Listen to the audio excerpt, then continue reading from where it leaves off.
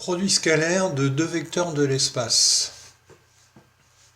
Bon, on est un peu dans le prolongement du chapitre concernant le produit scalaire de deux vecteurs du plan. Le produit scalaire est un produit de vecteurs. Vous connaissez déjà la somme de deux vecteurs.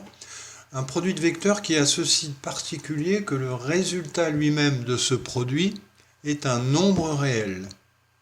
Bon, il existe un vrai produit de vecteurs pour lequel le résultat est un vecteur, c'est ce qu'on appelle le produit vectoriel, qui n'est plus au programme de terminal S.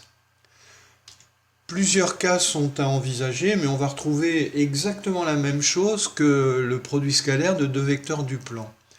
Tout d'abord, quand l'un des vecteurs est nul, le produit scalaire, clairement, vaut 0.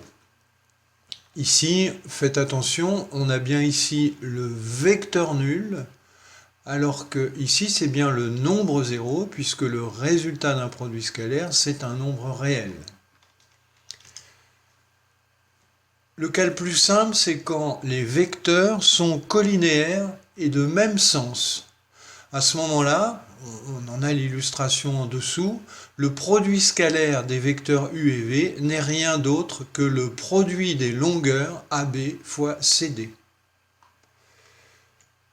Quand les vecteurs sont collinéaires et de sens contraire, le produit scalaire des vecteurs U et V, cette fois-ci, ce n'est pas le produit des longueurs, c'est l'opposé du produit des longueurs. Pour des vecteurs quelconques, on essaie bien sûr de se ramener à la situation précédente. Donc vous voyez ici, je veux calculer le produit scalaire du vecteur AB par le vecteur CD. Je déplace le vecteur CD pour qu'il ait la même origine que AB, j'obtiens le vecteur AE, et je projette le point E orthogonalement sur la droite AB.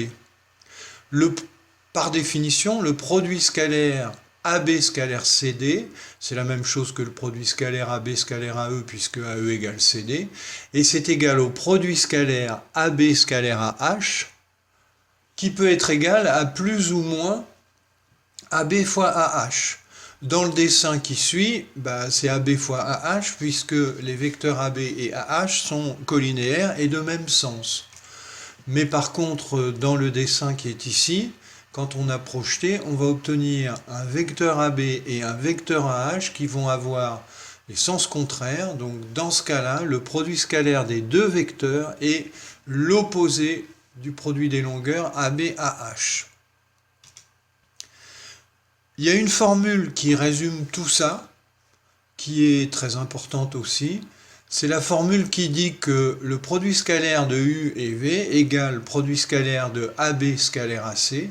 C'est égal au produit des longueurs AB et AC multiplié par le cosinus de l'angle θ entre les vecteurs AB et AC. Bon, l'angle peut être considéré comme orienté ou pas. C'est pas très grave puisque finalement on sait très bien que le cosinus moins θ est égal au cosinus θ. Par contre, le cosinus θ peut être positif quand l'angle θ est aigu, nul quand l'angle θ vaut 90 degrés ou négatif quand l'angle θ est obtus. On retrouve aussi les deux cas particuliers quand θ vaut 0, c'est-à-dire quand les vecteurs AB et AC sont collinéaires et de même sens. À ce moment-là, on retrouve AB fois AC. Et puis quand θ vaut π, les vecteurs AB et AC sont collinéaires et de sens contraire. À ce moment-là, cosinus θ vaut moins 1. Il y a une autre formule qui est intéressante, qui permet de calculer le produit scalaire de deux vecteurs quand on ne connaît que les longueurs. Vous voyez ici, le produit scalaire AB scalaire AC, c'est la moitié de AB carré plus AC carré moins BC carré. Dernière formule très importante, c'est dans un repère orthonormé, le produit scalaire U scalaire V est égal à xx' plus yy' plus zz', quand x, y, z et x', y', z' sont les coordonnées des vecteurs U et V.